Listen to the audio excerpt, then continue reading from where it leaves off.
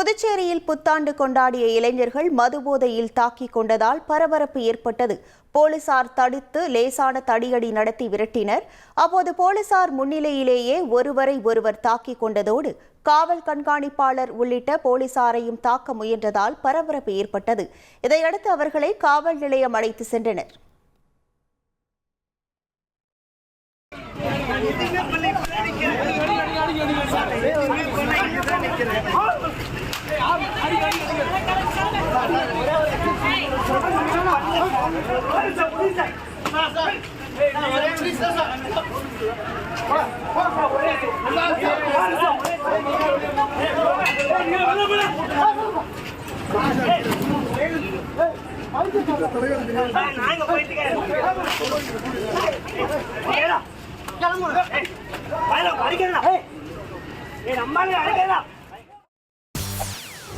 செய்திகளை உடனுக்குடன் தெரிந்து கொள்ள உடனே சப்ஸ்கிரைப் பண்ணுங்க.